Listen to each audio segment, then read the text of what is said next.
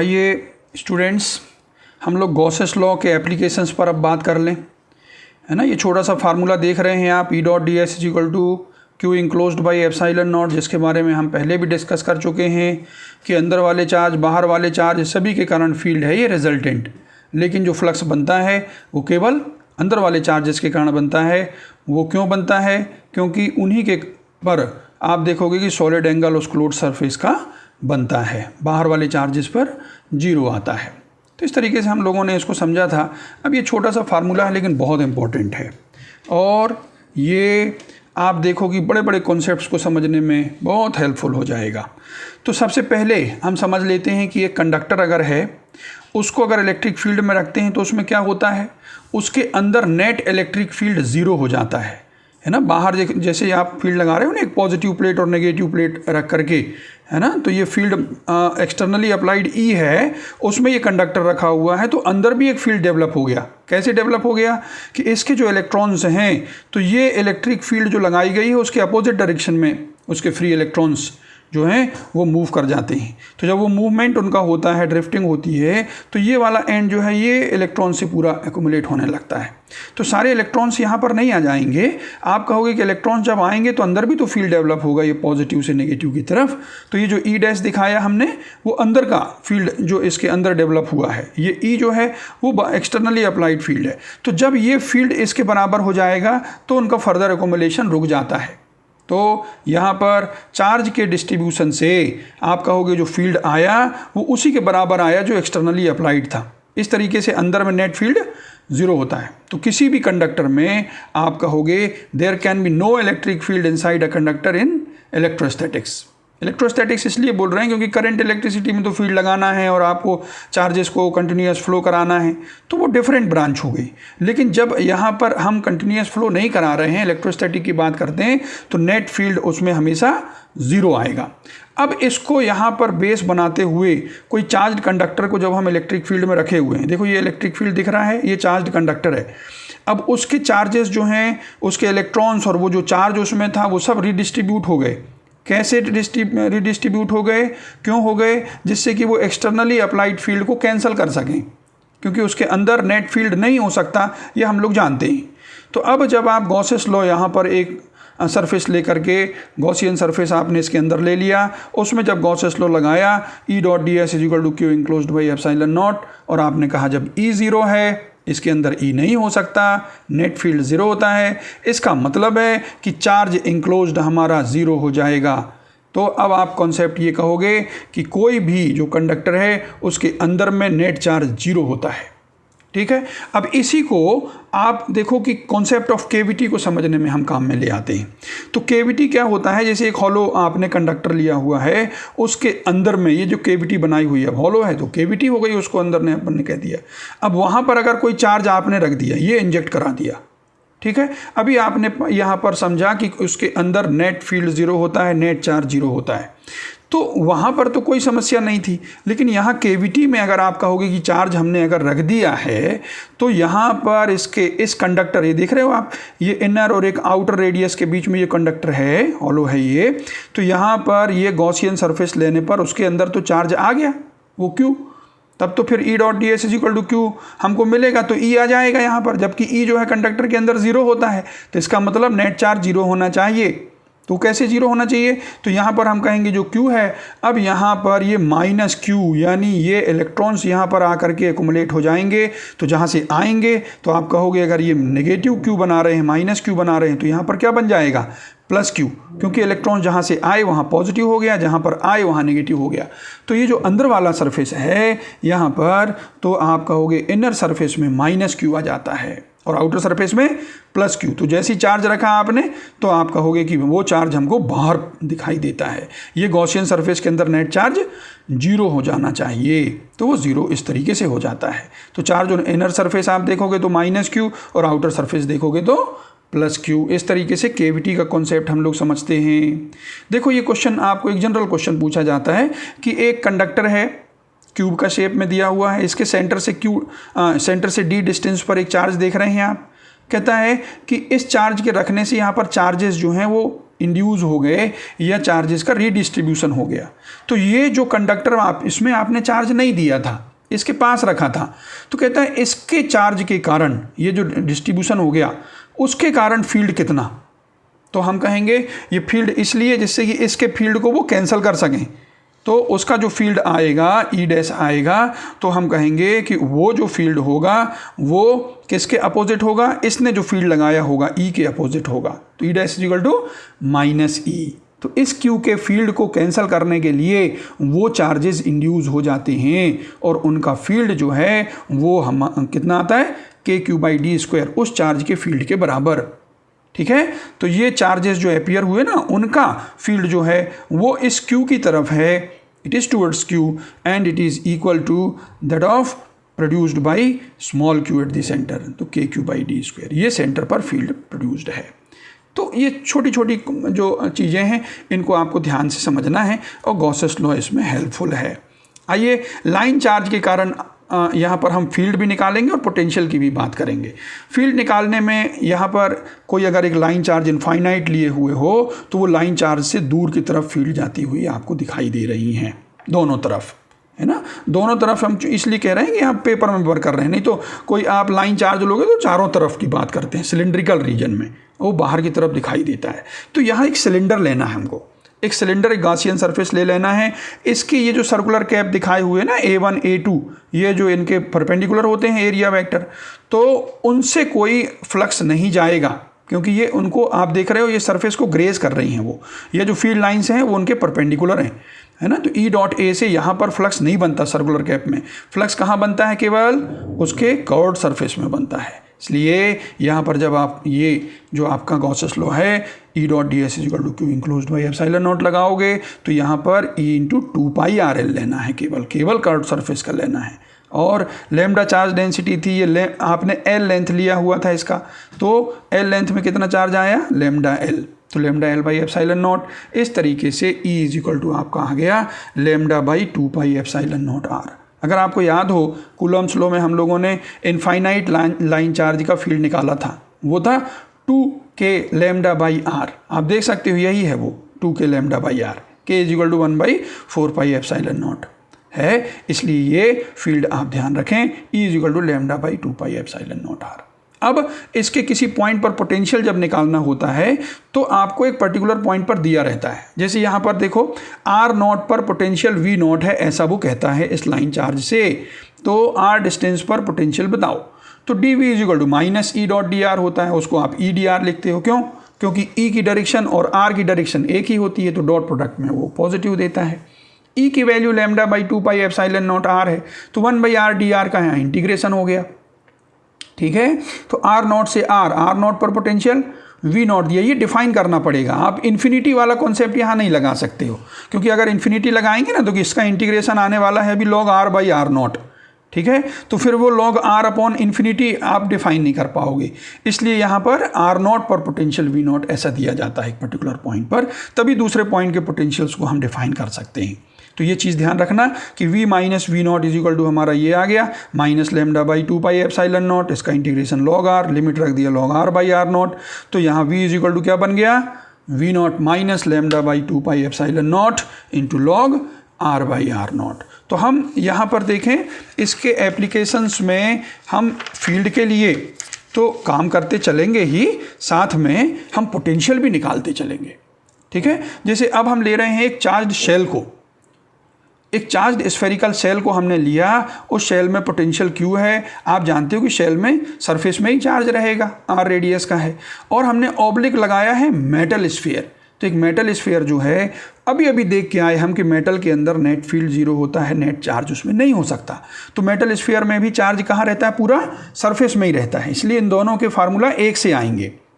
ठीक है, शेल के और मेटल स्फीयर के। तो ये आपने एक शेल या मेटल स्फीयर देखा, उसके सरफेस में चार्ज है।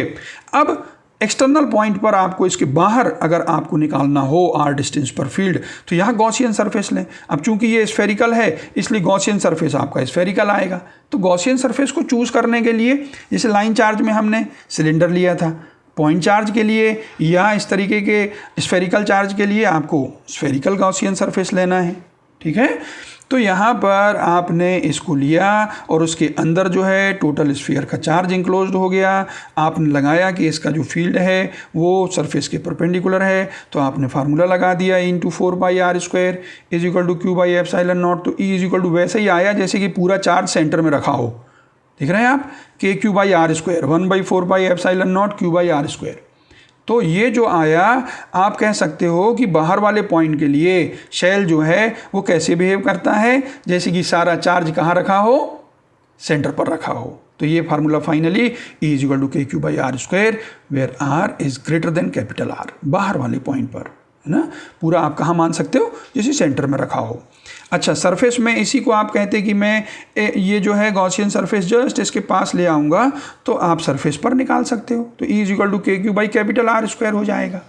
लेकिन अंदर वाले पॉइंट पर शेल का फील्ड 0 आता है, ठीक है। अंदर वाले पॉइंट पर क्यों आता है, क्योंकि अंदर गॉसियन सरफेस लोगे, अब चार्ज तो बाहर है, आउटर सरफेस में, अंदर चार्ज इंक्लोज होगा नहीं। तो E dot D S is equal to Q enclosed by epsilon naught करोगे, चार्ज आएगा नहीं, इसलिए फील्ड इसमें 0 आएगा। तो अंदर फील्ड 0। तो आप देख सकते हो फील्ड और डिस्टेंस का यहाँ पर हमने ग्राफ बनाया, तो कैपिटल आर तक यहाँ पर देखोगे कोई फील्ड नहीं है, लेकिन कैपिटल आर पर आपको सरफेस पर पता है K Q by r square, उसके बाद ये inversely proportional to R square है। तो इस तरीके से इसका ग्राफ बनता है, ठीक है।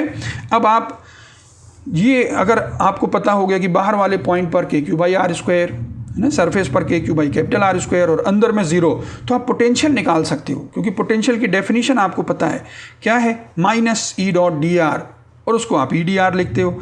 आप यहाँ पर इन्फिनिटी पर पोटेंशियल को 0 करते हो, स्मॉल आर पर अगर पोटेंशियल निकालना है तो आप ये फार्मूला लगा लेते हो, v is equal to minus E D R from infinity to small are.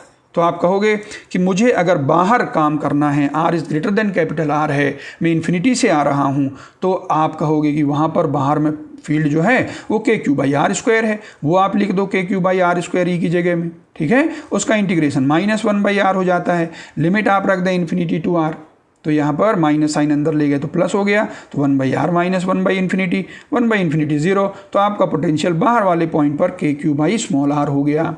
अगर आपको ऑन द सरफेस पर काम करना होता तो क्या करते, आप कहते कि इंटीग्रेशन के लिमिट में कैपिटल आर तक ले जाता, ठीक है। तो आप कैपिटल आर तक, जैसे यहाँ पर स्मॉल आर तक ले गए थे, यहाँ कैपिटल आर तक ले जाते, आप बाहर ही रहते, आपका फील्ड का एक्सप्रेशन वही होता, वैसे ही आप सॉल्व करते, यहाँ केवल कैपिटल आर आ जाता। तो ये सरफेस पर पोटेंशियल के क्यू बाई कैपिटल आर है, ठीक। और अंदर वाले पॉइंट पर आप देखोगे, इंटरनल पॉइंट पर आप कहोगे कि मैं जब अंदर वाले पॉइंट पर आने वाला हूँ तो पोटेंशियल के लिए मुझे कहाँ से आना पड़ेगा, इन्फिनिटी से पहले सरफेस पर आना पड़ेगा और फिर सरफेस से अंदर जाना पड़ेगा, कैपिटल आर से स्मॉल आर। यहाँ दोनों के लिए फील्ड अलग अलग है। बाहर वाले के लिए क्या थी, के क्यू बाई आर स्क्वायर, अंदर क्या होती है, अंदर होती है 0, इसलिए ये वाला आपका आंसर नहीं आएगा। इसमें आपका आएगा, वो आप निकाल चुके हो इन्फिनिटी से कैपिटल आर तक आने में, तो वो के क्यू बाई कैपिटल आर हो जाएगा। तो किसी अंदर वाले पॉइंट पर आप कहोगे कि पोटेंशियल वही है जो सरफेस पर होता है। तो ये कॉन्सेप्ट आप ध्यान में रखो कि पोटेंशियल अंदर में वही जो सरफेस में है। बाहर के लिए आपको डिस्टेंस देखना है, K Q by small R, ठीक है, कहाँ गया, के क्यू बाई स्मॉल आर बाहर वाले पॉइंट के लिए, लेकिन अंदर वाले पॉइंट के लिए वही है जो सरफेस पर है। तो इस तरीके से शेल में आपने पोटेंशियल भी देखा और फील्ड भी देखा। फील्ड में K Q by small are square, तो पोटेंशियल में K Q by small R, surface पर K Q by capital R square, तो वहाँ के क्यू बाई स्मॉल आर, अंदर में ई इज इक्वल टू 0, लेकिन वी 0 नहीं, वी इज इक्वल टू के क्यू बाई कैपिटल आर। अब हम आते हैं electric field and potential due to uniformly non conducting sphere में, कि स्फीयर में अब हमने यहाँ पर लिया, उसके अंदर चार्ज यूनिफॉर्मली डिस्ट्रीब्यूटेड है। कितना चार्ज, कैपिटल क्यू, उसका फील्ड देखो बाहर की तरफ आ रहा है। एक्सटर्नल पॉइंट के लिए आपका और सरफेस के लिए फार्मूला वैसे ही बनेंगे जैसे आप शेल के लिए निकाल के आए हो, K Q by small are square और K Q by capital R square, ठीक है। ये बाहर वाले पॉइंट के लिए और सरफेस के लिए, क्यों, क्योंकि यहाँ पर बाहर में गॉसियन सरफेस वैसे ही लोगे, आप वैसे ही चार्ज इंक्लोज कराओगे टोटल, तो यहाँ पर ई इज इक्वल टू जो हो जाने वाला है वो 1/4πε0 q by small are square हो जाने वाला है। तो इसका डेरिवेशन बिल्कुल वैसे ही है जैसे वहाँ पर करके आए, के क्यू बाई आर स्क्वायर, ठीक है, small R is greater than capital R के लिए। और सरफेस पर आओगे तो K Q by capital R square. अंदर वाले पॉइंट के लिए यहाँ पर डिफरेंट है। शेल में जीरो था, यहाँ जीरो नहीं है क्योंकि यहाँ पर गॉसियन सरफेस अंदर लेते हो स्मॉल आर रेडियस का तो वो चार्ज इंक्लोज करता है। कैपिटल क्यू चार्ज है पूरे वॉल्यूम में, कितने वॉल्यूम में, 4/3 पाई आर क्यूब में। हमको कितने वॉल्यूम में चाहिए, 4/3 पाई स्मॉल आर क्यूब में चाहिए हमको। तो ये चार्ज जो इंक्लोज्ड है इस गॉसियन सरफेस में वो ये है, capital Q by R cube into small R cube.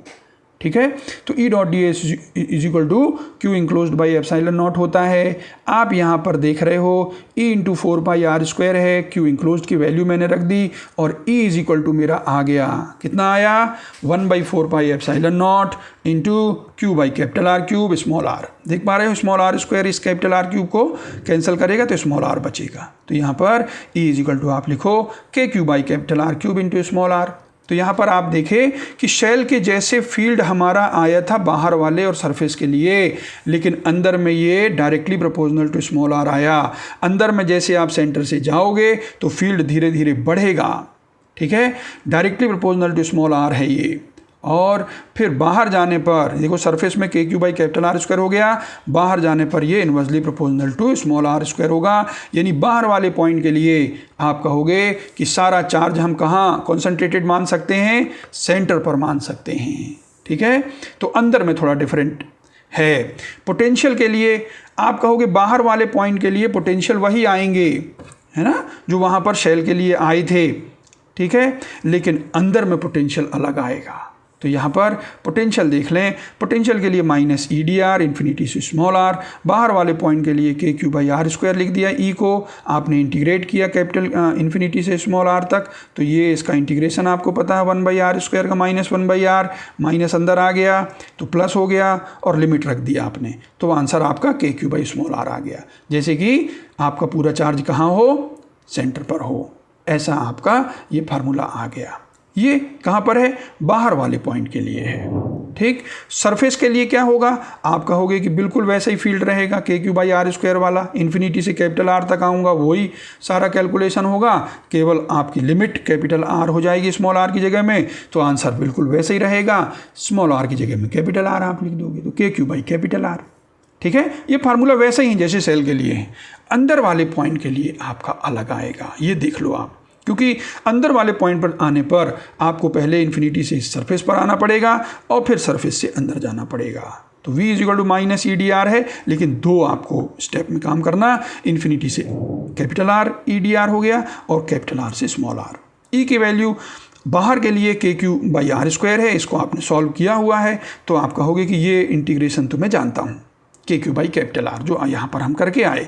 लेकिन जब अंदर जाओगे तो यहाँ पर फील्ड आपका है K Q by capital R cube into small R.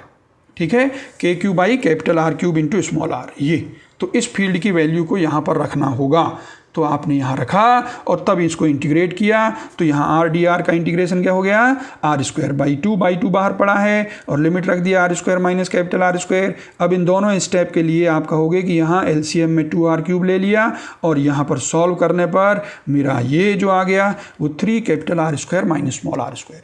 तो इसको 2-3 बार बोल लेना कि अंदर में पोटेंशियल कितना आया, K Q by 2r cube into 3 capital R square minus small are square. बताओ स्मॉल आर को 0 रख दूंगा मैं तो कहाँ पहुँच जाऊँगा, सेंटर में, तो सेंटर पर पोटेंशियल क्या आएगा, तो यहाँ पर सेंटर पर पोटेंशियल आएगा स्मॉल आर को 0 रखने पर 3 के क्यू बाई 2r, ये बहुत इंपॉर्टेंट। ठीक है, सेंटर में पोटेंशियल, तो ये बहुत आसान है लेकिन आपको थोड़ा सा ध्यान से देखना है। अब देखो आपको मैं इन पर बेस्ड एग्जाम्पल्स बता दूं। ठीक है, जो आपने शेल्स के लिए पढ़ा, क्या पढ़ा कि भाई अगर हम बाहर जाते हैं तो डिस्टेंस को देखते हैं, ये पोटेंशियल की मैं बात कर रहा हूँ कि पोटेंशियल देखते हैं हम लोग, शेल का पोटेंशियल बाहर में के क्यू बाई जो डिस्टेंस होता है सेंटर से, K Q by small R, surface में K Q by capital are यानी जो सरफेस उसका रेडियस है, और अंदर में पोटेंशियल वही होता है शेल का जो सरफेस पर हो। तो वो कॉन्सेप्ट अगर आपका क्लियर है तो आप देखो यहाँ पर मैंने 2 शेल्स लिए हुए हैं, ए बी कहा है इसको, R1 R2 रेडियाई दिए हुए हैं और इनको चार्ज दे दिए हैं Q1 Q2, और मैं यहाँ पूछ रहा हूँ कि ए पर और बी पर पोटेंशियल बताओ, potential of A and B. तो ए पर जब पोटेंशियल निकालोगे आप ना, तो यहाँ पर आप कहोगे कि ये खुद के चार्ज के कारण कितना पोटेंशियल बनाएगा, KQ1/R1, और Q2 के कारण कितना बनेगा, तो ये जो आपका ए है, अंदर वाला शेल है, वो उसके अंदर है, तो जो उसके सरफेस पर पोटेंशियल होगा वही अंदर होगा, तो आप उसका कंट्रीब्यूशन लोगे जो उसके सरफेस पर है। तो इसलिए जब ए पर पोटेंशियल निकालो तो खुद के चार्ज के कारण KQ/R1 हो गया, KQ1/R1, और बाहर वाले के कारण हो गया KQ2/R2, जो उसके सरफेस में है वही अंदर है। ठीक है, ऐसे पोटेंशियल निकालना। अब नहीं डेरिवेशन करना, डेरिवेशन करोगे तो यही आएगा। ठीक है, अब आपने डेरिवेशन एक बार कर लिया तो अब बार बार नहीं करना उसको, अब सीधे उसको समझ के लिखना। बी पर पोटेंशियल निकालने को कहा तो आप कहोगे कि बाहर वाले के कारण तो मैं लिख लूँगा जो सरफेस पर है KQ2/R2, और अंदर वाले का अब आप देखोगे डिस्टेंस, क्योंकि बाहर चले गए आप, तो आपका फार्मूला वो KQ/r वाला हो गया। तो इससे आप डिस्टेंस R2 पर ले रहे हो तो आपका आ गया KQ1/R2। ऐसे पोटेंशियल को लिखना है। ठीक है, अंदर लिखना है तो आप कहोगे अंदर वाले के कारण तो भाई आ गया उसका, और बाहर वाले के कारण जो सरफेस पर है वही अंदर आता है। बाहर लिखने में प्रॉब्लम नहीं है, क्यों? क्योंकि वो सीधे डिस्टेंस आपको देखना है। दोनों के बाहर अगर आप लेते, मान लो यहाँ पर लेते आप, ठीक है, 3R2 डिस्टेंस पर लेते, तो आप कहते कि इसका भी बाहर पॉइंट, उसका भी बाहर पॉइंट, तो KQ1/3R2 हो जाता और KQ2/3R2 हो जाता। ठीक है, मैंने 3R2 एग्जाम्पल लिया, कोई भी डिस्टेंस जो बाहर है वही आपका नीचे आएगा जिसे सरफेस में आया। चलो, यहाँ पर मैंने एक क्वेश्चन और रेज किया है इसमें कि what will happen if A and B are connected with a conducting wire. इन दोनों को कनेक्ट कर दो तो क्या होगा। तो यहाँ पर आंसर आता है कि अंदर में जो चार्ज था वो पूरा बाहर चला जाएगा। आपको चार्ज जो है वो Q1 + Q2 बाहर दिखाई देगा, अंदर में चार्ज नहीं रह सकता। क्यों नहीं रह सकता? क्योंकि अंदर का पोटेंशियल ज़्यादा है, और चार्ज जो है हमेशा ज़्यादा पोटेंशियल से कम पोटेंशियल की तरफ जाता है। कैसे ज़्यादा है? तो आप कहोगे V और VB मैं जानता हूँ, तो A का पोटेंशियल V के पोटेंशियल से ज़्यादा क्यों है, ज़रा देख लें आप। VA - VB मैंने लिखा है, आप देख पा रहे हो। अगर ये माइनस ये करूँगा मैं तो ये कैंसिल हो जाएंगे, KQ2/R2 यही बचेंगे, KQ1 × 1/R1 - 1/R2। और आपको पता है कि R1 is smaller than R2, तो ये तो आपका पॉजिटिव क्वांटिटी देंगे। तो Q1 अगर पॉजिटिव है तो ये पूरा पॉजिटिव हो गया। तो this potential difference is greater then 0। What does it mean? Potential of A is greater then potential of B. So charge will flow from higher potential to lower potential. So whatever charge is there in the inner one, that will flow to the outer one. ठीक है, तो अंदर में charge free हो जाएगा, वो बाहर में सारा चार्ज आ जाएगा। तो ये आपको ये कॉन्सेप्ट्स समझ में आ रहे हैं, और जो पोटेंशियल में सीख के आए उससे। अब देखो, अगर मैंने अंदर वाले को तो चार्ज दिया, बाहर बिल्कुल नहीं दिया, लिखा हुआ है now consider the situation A is given charge Q, ठीक है, और B को हमने अर्थिंग कर दी, तो अर्थिंग करने पर उसका पोटेंशियल 0 होता है, चार्ज 0 नहीं, पोटेंशियल 0 होता है।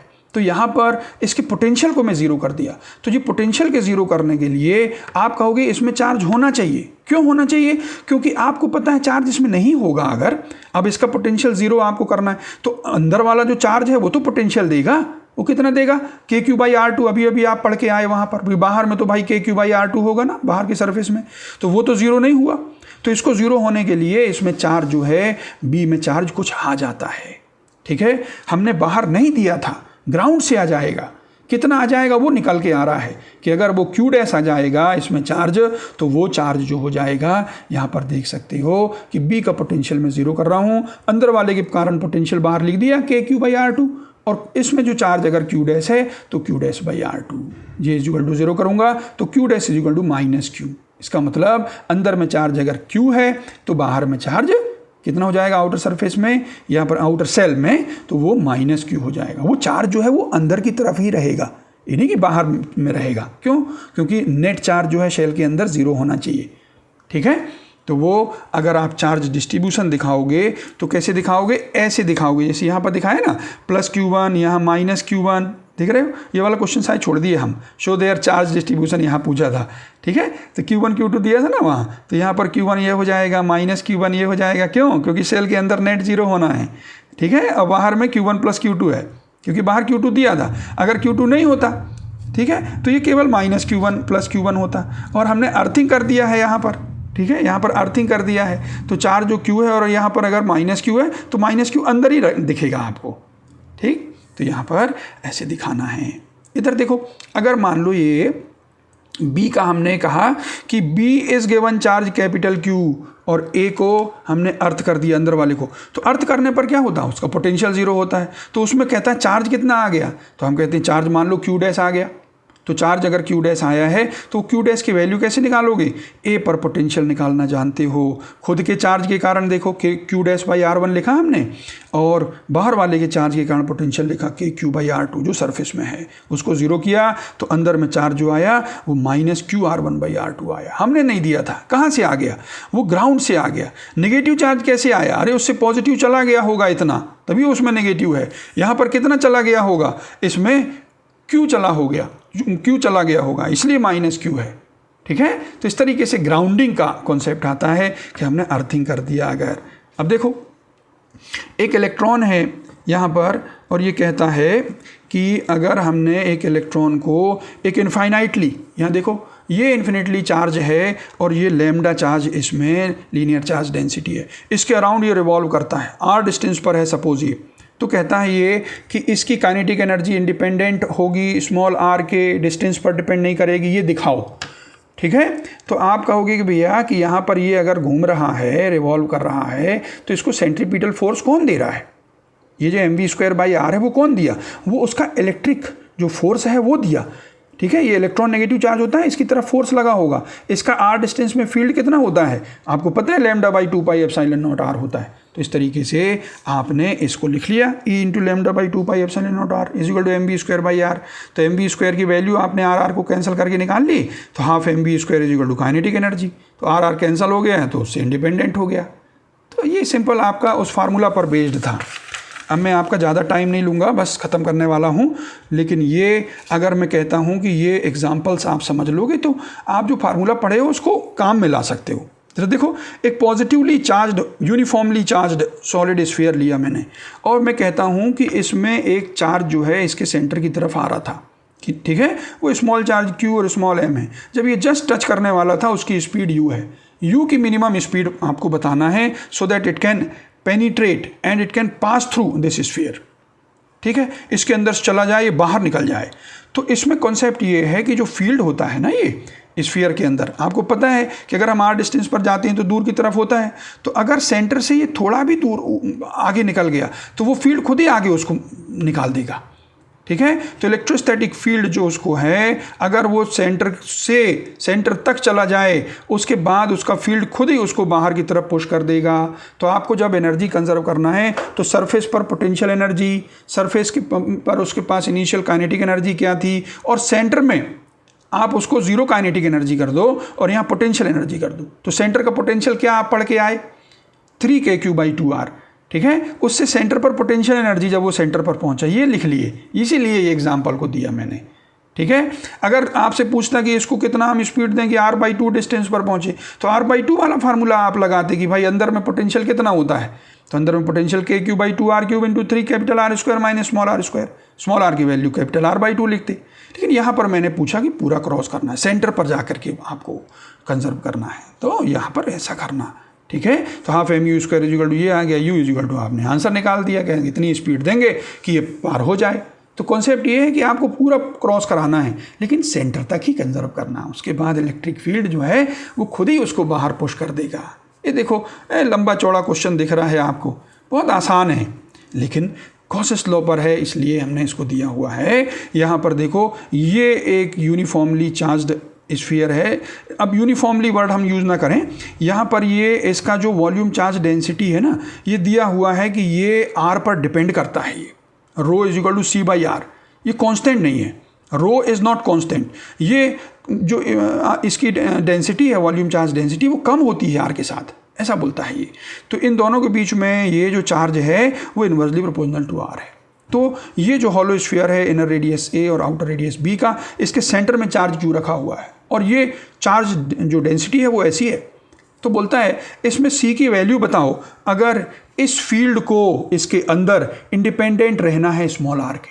ये क्वेश्चन है। तो आप कहोगे कि मैं इसमें गॉसियन सरफेस जो स्मॉल आर पर ले लिया हूँ उसमें जा कर के मैं यहाँ पर गॉसेस लॉ लगाऊंगा, E dot D S equal to Q enclose by epsilon naught. ठीक है, तो ई इंटू 4πr² कर दिए और चार्ज इंक्लोज पूरा निकालना पड़ेगा आपको। क्यू तो अंदर रखा हुआ है और अंदर में ये ए और आर के बीच में कितना चार्ज आ गया, गॉसियन सरफेस के अंदर कितना आ गया, तो आपको क्या करना पड़ेगा 4πr² dr, ये वॉल्यूम छोटा सा लेना पड़ेगा, वॉल्यूम चार्ज डेंसिटी है ये, तो चार्ज आया उसको इंटीग्रेट कर दो आप ए से स्मॉल आर तक, ऐसे निकालते हैं। तो आप कहोगे कि इसको मैं इंटीग्रेट करना जानता हूँ, आर आर कैंसिल होगा, एक ही आर बचेगा आर डी आर, तो उसका इंटीग्रेशन क्या हो जाएगा r²/2, लिमिट रखूँगा तो r² माइनस a²/2, तो 4π को वो 2π बना देगा। तो ऐसा आपने सॉल्व कर लिया। अब आपने e की जो वैल्यू लिखी इसको आपने जो r² वाले टर्म हैं वो एक साथ लिख दिया, बाकी ये आ गया। अब वो उसको इंडिपेंडेंट अगर होना है स्मॉल r से, तो आप कहोगे ये टर्म 0 हो जाए, ये टर्म 0 हो जाए, इसका मतलब है ये जो अपना q माइनस 2πc² है ये 0 हो जाएगा अगर, तो ये r से इंडिपेंडेंट हो जाएगा। तो if e to be independent of r this term should be equal to 0, अगर ये 0 है तो c की वैल्यू ये है। तो ज़रा मैंने फास्ट आपको सारी चीज़ें बताई, इसको ध्यान से एक बार फिर से देखना, फिर मैं क्वेश्चंस भेजूंगा आपको, आप उसको सॉल्व करना। ये बहुत इंपॉर्टेंट कॉन्सेप्ट है पोटेंशियल का, फील्ड का, है ना, इसको ध्यान से समझ करके और फिर उसको कोशिश करना क्वेश्चंस करने की। Okay, thank you.